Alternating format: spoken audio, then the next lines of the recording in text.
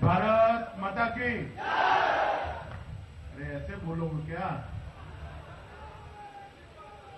लालू तक आवाज पहुंचनी चाहिए। पहुंचेगी?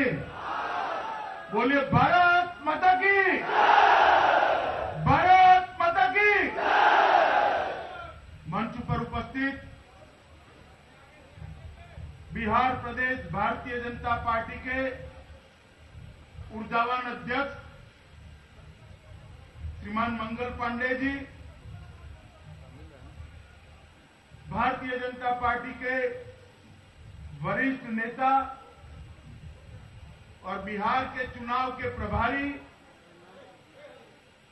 श्रीमान अनंत कुमार जी, भारत सरकार के स्वास्थ्य मंत्री श्रीमान जगत प्रकाश नड्डा जी, बिहार के लोकप्रिय नेता श्रीमान गिरिराज सिंह जी,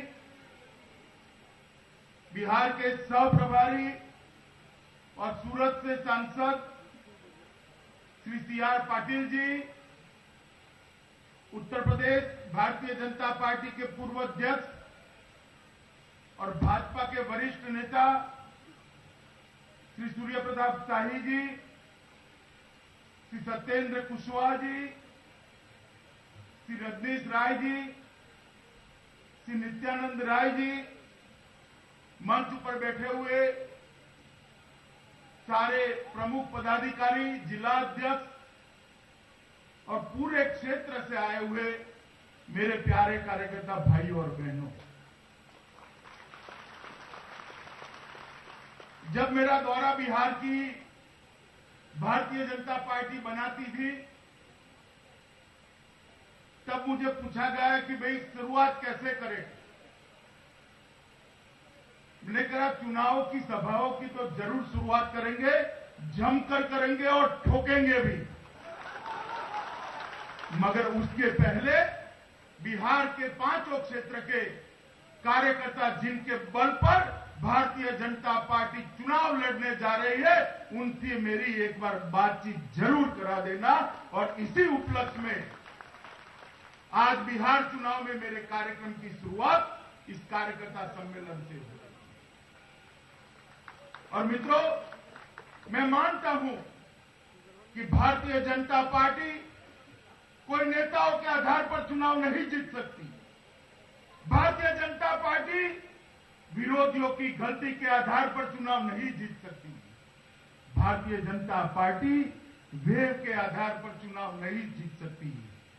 कोई लहर के आधार पर चुनाव नहीं जीत सकती।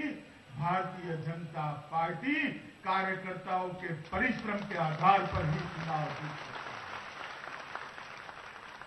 और इसीलिए आज कोई मार्गदर्शन नहीं करना है मित्रों, मन से प्रेम से आपके साथ बातचीत करने के लिए मैं आज से यहां से बिहार के प्रचार की शुरुआत करने जा रहा हूं मेरे बेगूसराय के कार्यकर्ताओं के साथ।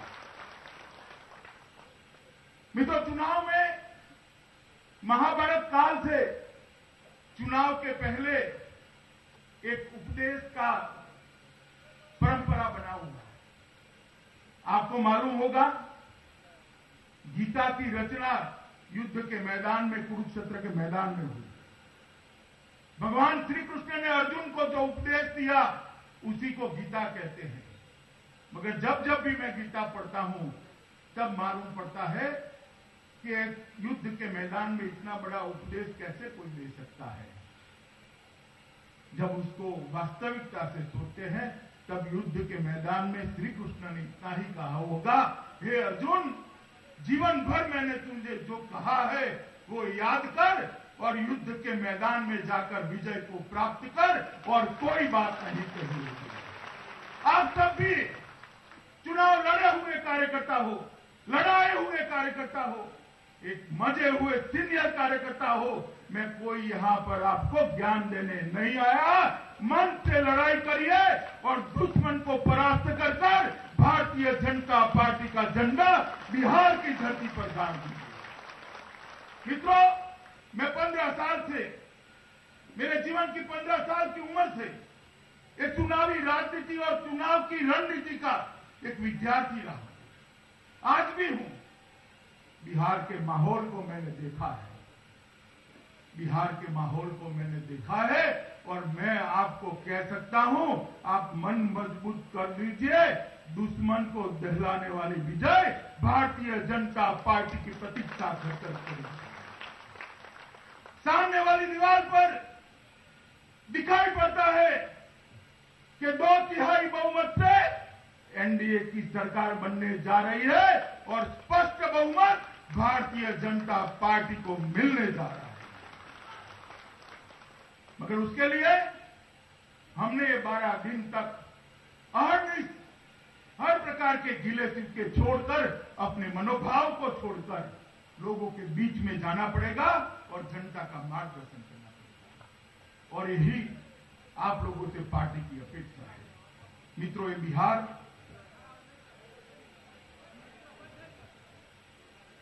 अरे बैठ जाओ भैया, ये बिहार प्रदेश आप जब उसकी दशा देखते हैं तो मुझे बिहार की वैभवी परंपराओं की याद आती है। ये बिहार प्रदेश है जहां से 600 साल तक बिहार ने अफगानिस्तान से लंका और असम से द्वारिका तक शासन किया था। एक छत्र भारत का सम्राट यहां पर बैठा करता। चंद्रगुप्त और चाणक्य की भूमि है, समुद्रगुप्त की भूमि है। मित्रों, यहां पर कई प्रकार के विज्ञान के संशोधन हुए, अर्थशास्त्र लिखे गए, राजनीतिक शास्त्र लिखे गए। दुनिया भर के लोग ये नालंदा में पढ़ने के लिए आते थे और आज स्थिति ये हो गई है मित्रों कि यहां से पढ़ने के लिए लोग बाहर हैं। आजादी के आंदोलन में जयप्रकाश नारायण हो, राजेंद्र बाबू हो, जगजीवन राम जी हो, कर्पूरी ठाकुर हो, एक परंपरा, प्रामाणिक लोगों की परंपरा बिहार के नेतृत्व में रही, जिसका देश सम्मान करता था। और आज बिहार चारा चोर लालू के नाम से जाना जाता है। ये ताली बजाने की बात नहीं है मित्रों। बिहार की जनता के गौरव को भारतीय जनता पार्टी जागरूक करे। बिहार की जनता के अंदर जो सत्व पड़ा है उसको भारतीय जनता पार्टी जागरूक करे। बिहार की जनता के अंदर जो श्रम की भावना पड़ी है, जो मेगा पड़ी है, उसको भारतीय जनता पार्टी दिशा दे और एक वैभवशाली, परम वैभव पर बैठे हुए बिहार की रचना के लिए भाजपा के कार्यकर्ता भारतीय जनता पार्टी की सरकार बनाए। इसके लिए समय आ गया है। कितने सालों तक दुनिया पर, देश पर राज करने वाला बिहार आज कहां पर पहुंचा है? क्या स्थिति? दवाई, कमाई और पढ़ाई तीनों के लिए बिहार के युवा को बाहर जाना पड़ता है। यहां ना दवाई ठीक से मिलती है, ना पढ़ाई ठीक से होती है, ना कमाई का कोई जरिया चलता है। ये लालू नीतीश की जोड़ी बिहार को आगे ले नहीं जा सकती। नरेंद्र मोदी का ही नेतृत्व बिहार को आगे ले जाने का काम कर सकता है मित्रों, और कोई नहीं। नीतीश कुमार जी हमारे साथ जुड़े थे। लालू जी के बात में बाद में करूंगा। जब जंगल राज की चर्चा चारों ओर चलने लगी, पूरा बिहार त्राहिमाम था। अपहरण, डकैती, खून, महिलाओं के साथ अपमान का व्यवहार, रोज की घटनाएं बनती थी। अखबार उसको छापना भी छोड़ दिए। क्या छापे? रोज होता है। उस वक्त भारतीय जनता पार्टी ने जंगल राज से मुक्ति का एक ऐलान किया और नीतीश जी हमारे साथ आए। हमने तो बड़ा हृदय रखकर नीतीश जी को नेतृत्व दे दिया था। दिया था या नहीं दिया था बताइए? मुझे मालूम है नीतीश के राज में भारतीय जनता पार्टी के कार्यकर्ताओं का अपमान होता था, मगर फिर भी अपमान सहन कर बिहार के भले के लिए भारतीय जनता पार्टी का कार्यकर्ता नीतीश कुमार के साथ दगा नहीं किया था, शासन को चालू रखा था। हमें मालूम था कि भारतीय जनता पार्टी के कार्यकर्ताओं का अपमान हो रहा है, मगर हमारे मन में भाजपा के मान अपमान से ज्यादा बिहार के अंदर जंगल राज वापिस न आ जाए इसकी चिंता थी। मगर क्या हुआ?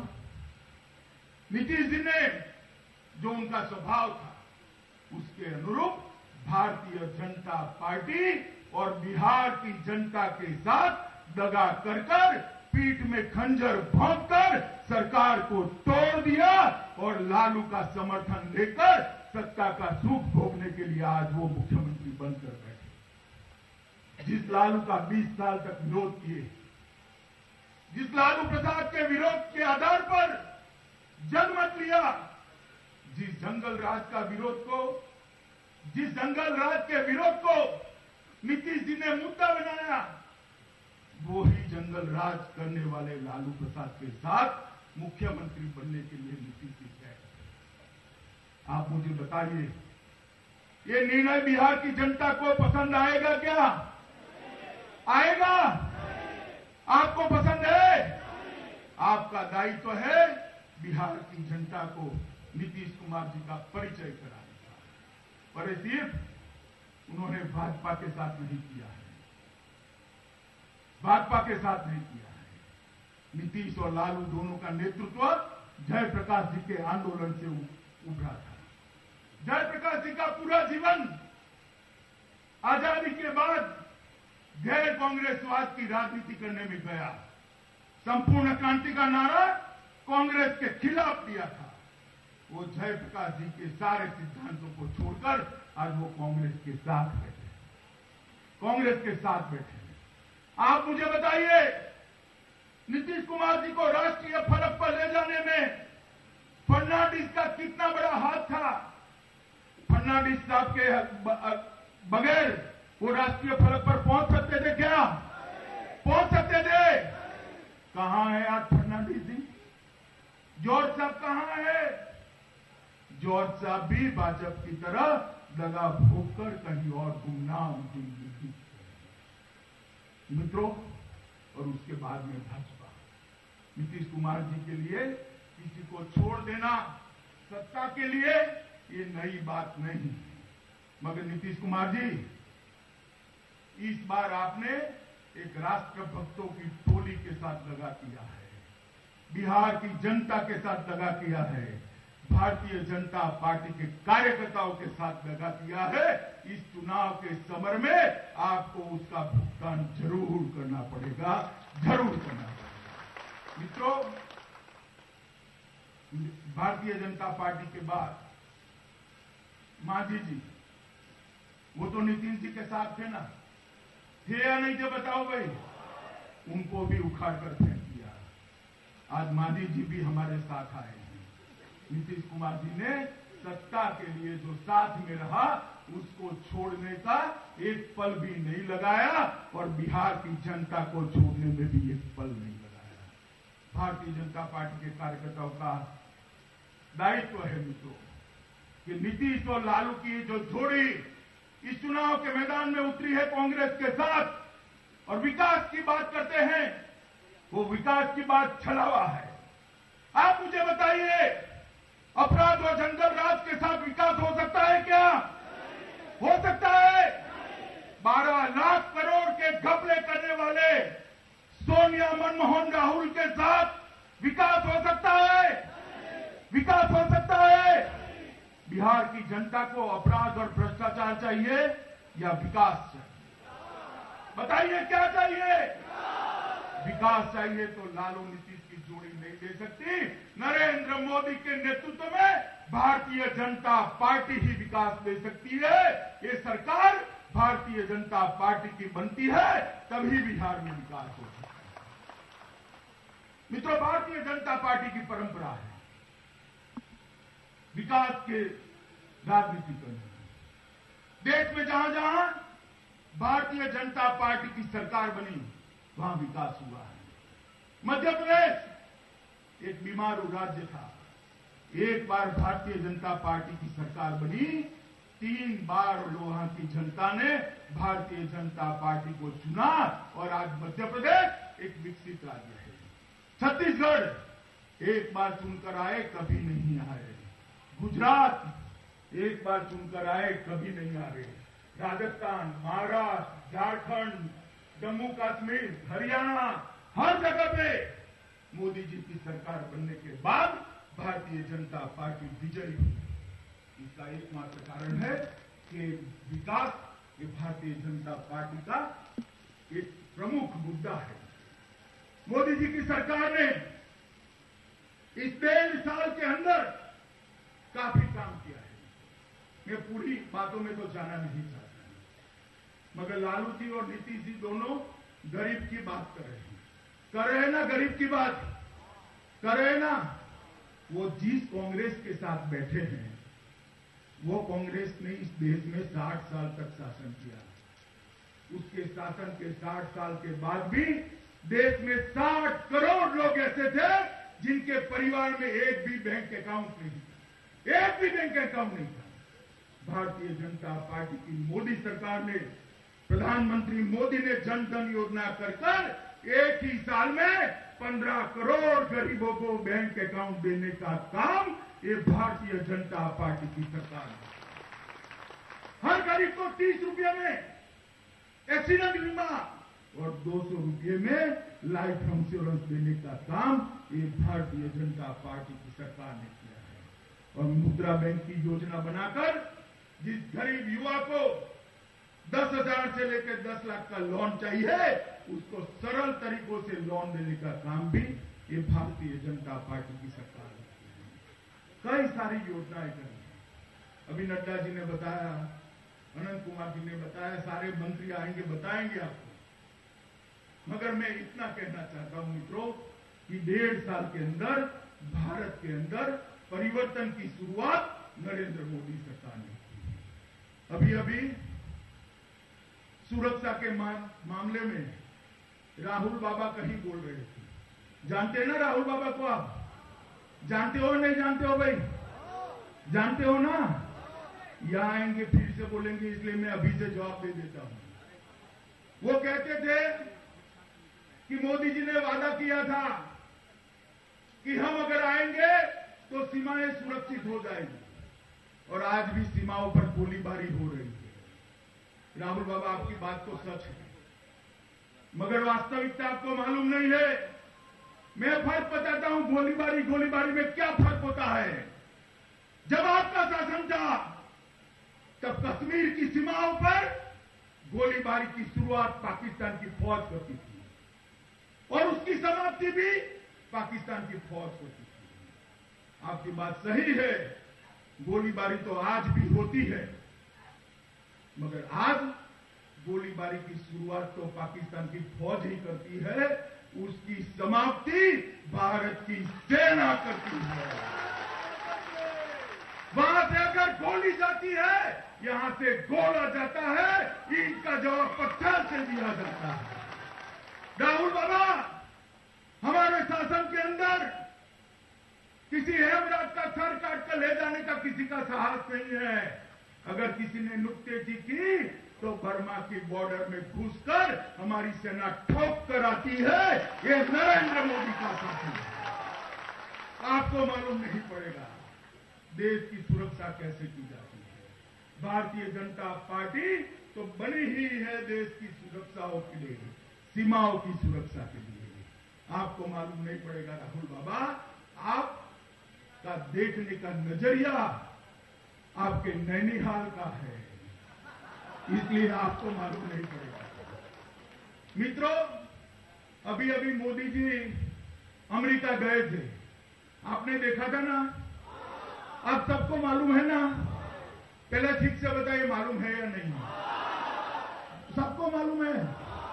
अब आप बताइए, हमारे मौनी बाबा, आप जान रहे हैं किसको कहता हूं मैं? कौन?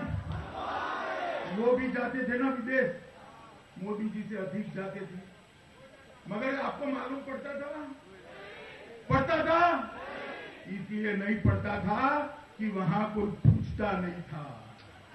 और आज मोदी जी जाते हैं तो हजारों का हुजूम एयरपोर्ट पर स्वागत करने के लिए और उनको सुनने के लिए विदेश में उपस्थित होता है। मोदी जी का जो स्वागत होता है, हजारों लोग जो उनको सुनने आते हैं, उनके लिए पल के बिछाकर राह देखते हैं। वो सम्मान मोदी जी का सम्मान नहीं है, वो सम्मान भारतीय जनता पार्टी का सम्मान नहीं है, वो 125 करोड़ भारतीयों का सम्मान है। नरेंद्र भाई ने दुनिया के अंदर भारत का सम्मान बढ़ाने का काम किया है। नरेंद्र भाई ने दुनिया में भारत को स्वीकृति दिलाने का काम किया है। और जब यूएन के प्लेटफॉर्म पर श्री नरेंद्र मोदी को, इस देश के प्रधानमंत्री को, भारतीय जनता पार्टी के नेता को हिंदी में भाषण करता हुआ सुनते हैं तो छाती गदगद फूल जाती है। राष्ट्रभाषा का सम्मान। परिवर्तन किसको कहते हैं वो हमने सिखाया है, हमने करके दिखाया है।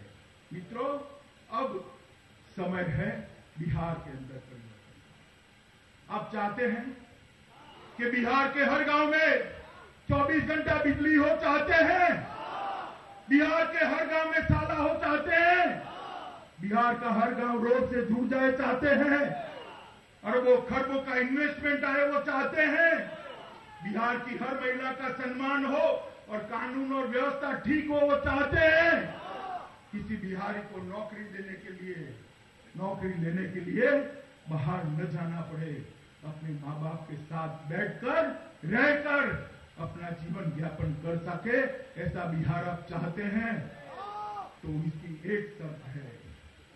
भारतीय जनता पार्टी के कार्यकर्ताओं ने और बिहार की जनता ने इस बार एक फैसला करना पड़ेगा कि हम इस बार बिहार में पूर्ण बहुमत की भारतीय जनता पार्टी की सरकार बनाएंगे, तभी जाकर ये हो सकता है।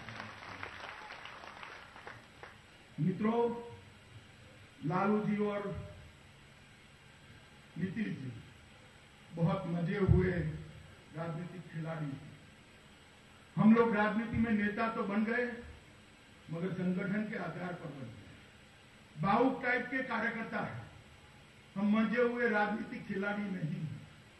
वो जानते हैं कि विकास के मुद्दे पर अगर चुनाव होगा तो उनकी पराजय निश्चित है और भारतीय जनता पार्टी की विजय। इसलिए वो बिहार की जनता को मुद्दों से भटकाना चाहते हैं। लालू जी अभी नया गप लेकर आए कि भारतीय जनता पार्टी आई तो आरक्षण को हटा दी। मित्रों, लालू की बात में नहीं आई। मीडिया भी है, मीडिया के माध्यम से मैं बिहार की जनता को कहना चाहता हूं कि लालू जी सफेद झूठ बोल रहे हैं। भारतीय जनता पार्टी आरक्षण की समर्थक है और आरक्षण में कोई प्रकार का बदलाव भारतीय जनता पार्टी नहीं चाहती। बिहार का सारा कार्यकर्ता इस बात को लेकर बिहार के हर घर में जाए और बताए कि लालू नीतीश चुनाव को भटकाना चाहते हैं। आप भारतीय जनता पार्टी का दूत बनकर, नरेंद्र मोदी का संदेश वाहक बनकर लोगों के बीच में जाइए और सत्य उनको बताइए। भारतीय जनता पार्टी जब से संविधान बना और जब से जनसंघ बना तब से आरक्षण की समर्थक है और आज भी हम आरक्षण का समर्थन करते हैं। इसमें कोई बदलती, कोई गुंजाइश नहीं। लालू जी अनाप शनाप बोलकर मीडिया का ध्यान आकर्षित करना चाहते हैं। मगर मित्रों, मैं आपको एक बात कहना चाहता हूं। 1950 से हमारी पार्टी बनी थी। इस 65 साल के अंदर भारतीय जनता पार्टी के कई हजारों कार्यकर्ताओं ने अपना पूरा जीवन इस पार्टी को समर्पित कर दिया है।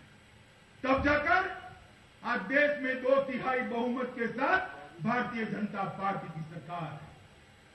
और एक बहुत महत्वपूर्ण राजनीतिक मोड़ पर बिहार का चुनाव आया है। ये बिहार का चुनाव देश की राजनीति की दिशा तय करने वाला है। मित्रों, आप समझ लीजिए, भारतीय जनता पार्टी की 2/3 बहुमत के साथ, स्पष्ट बहुमत के साथ सरकार है और उसके विरोध में हमारी विचारधारा के सारे विरोधी, सतमत धर्मनिरपेक्ष सारे के सारे बिहार की धरती पर उतरने वाले हैं और हमको गुमराह करेंगे। ये सूडो सेक्युलर की जो जमात है वो पूरी बिहार के मैदान में उतरने वाली है और भारतीय जनता पार्टी का कार्यकर्ता, एक सच्चा कार्यकर्ता, हमारे सिद्धांतों के आधार पर, एक राष्ट्रभक्त पार्टी के सिद्धांतों के आधार पर उनका मुकाबला करने के लिए एकजुट। ये महत्वपूर्ण चुनाव है। कोई पसंद आया नहीं आया, हम चाहते वो हुआ नहीं हुआ, उन सारी चीजों से आगे निकल जाइए। अगर सबने ऐसा सोचा होता तो पार्टी यहां तक नहीं पहुंची। हजारों कार्यकर्ता ऐसे हैं जिन्होंने अपनी इच्छाओं का बलिदान किया, अपने मन को मनाया है। मैं ये 2 दिन में कई कार्यकर्ताओं को मिला हूं, कुछ इस मंडप में भी बैठे हैं, मैं देख सकता हूं, जिनकी इच्छा थी चुनाव लड़ने की, मगर आज भाजपा का खेस पहनकर, फटका पहनकर, टोपी पहनकर मेरे सामने बैठे हैं, क्योंकि उनको मालूम है कि पार्टी महान होती है, व्यक्ति महान नहीं होता। अगर हम पार्टी को जिंदा रखेंगे, पार्टी को विजयी बनाएंगे, तो आने वाले दिनों में यहां बैठे हुए हर कार्यकर्ता के लिए मौका ही मौका है। अगर पार्टी परास्त हो जाएगी मित्रों, तो हम पार्टी को बचा नहीं पाएंगे। इसलिए भारतीय जनता पार्टी के अध्यक्ष के नाते मैं आज बिहार के सभी कार्यकर्ताओं को अपील करने आया हूं कि और कुछ मत कीजिए, कोई चेहरा मत देखिएगा, कौन विधायक बनेगा, कौन मंत्री बनेगा, कौन मुख्यमंत्री बनेगा, एक कमल का निशान देखिएगा और मन पर भारत माता का मानचित्र रखिएगा, उसको देखकर काम करने के लिए आगे बढ़ जाएंगे। निश्चित विजय हमारी। मैं देख रहा हूं, मैं तो योगा के कार्यक्रम में आया था जून के महीने में, तभी मैंने यहाँ के प्रदेश नेतृत्व को कहा था कि 2002 के गुजरात चुनाव और 2014 के लोकसभा से भी बड़ा वेव इस वक्त लहर बिहार के अंदर भारतीय जनता पार्टी की चल रही है। विजय निश्चित है मित्रों। हमारा कार्यकर्ता एकजुट हो, परिश्रम की पराकाष्ठा करे, सारे ढीले सिक्वे मन में दफन कर चुनाव के काउंटिंग तक भारतीय जनता पार्टी और मां भारती के विजय के लिए कटिबद्ध होकर मैदान में लड़े। मुझे विश्वास है मित्रों कि जो गठबंधन बना है वो एनडीए का गठबंधन बहुत मजबूत है। यहां मैं एक और अपील करना चाहता हूं, कई जगह पर हमारे साथियों को भी टिकट मिला है, रालोसपा, पासवान जी की पार्टी और हम पार्टी, पासवान जी, उपेंद्र चौहान और मांझी जी तीनों की पार्टियों को टिकट मिला है। उनको भी आप कमल मानकर ही जिताइए, तभी जाकर हमारे विचार के विरोधियों का हार आएगा। एकजुट हो जाइए, एनडीए का पूरा कुंबा एक मुश्त होकर लालू नीतीश की जोड़ी को पछाड़ने के लिए आगे आए और एक भ्रष्ट अकर्मण्य सरकार को उखाड़ कर बिहार में से फेंक दीजिए, तभी जाकर बिहार में विकास का शासन आ सकता है। मोदी जी के नेतृत्व में पूरी बिहार की जनता को भरोसा है। मोदी जी 2 तारीख को आएंगे। मेरी भी सभाएं 2 तारीख से शुरू होगी और मेरी सभा इस बार पार्टी ने बड़े विचित्र तरीके से शुरू करेंगे। बिहार में चुनाव सबसे अंतिम है, सीमांचल में सबसे अंतिम है ना। मेरी सभा की शुरुआत उन्होंने सीमांचल से रखी है, पूर्णिया से रखी है। आप समझिए किस मूड से प्रदेश का नेतृत्व लड़ना चाहता है। जहां वो सबसे ज्यादा मजबूत होने का दावा करते हैं, वहां खिल ठोककर हम प्रचार की शुरुआत करने जा रहे हैं। तो ये हमारा मूड है। और लालू जी समाजवाद की बात करते हैं, पिछड़े की बात करते हैं। मैं पूछना चाहता हूं, उनके बेटे का चुनाव कौन से चरण में बताइए? हैं? 3रे चरण में है। और प्रचार की शुरुआत कहां से करी? राजद के सारे प्रत्याशी विचार जो पहले चरण वाले हैं वो बैठे थे कि कब लालू जी आएंगे, कब लालू जी आएंगे। वो पहुंच गए बेटे के वहां।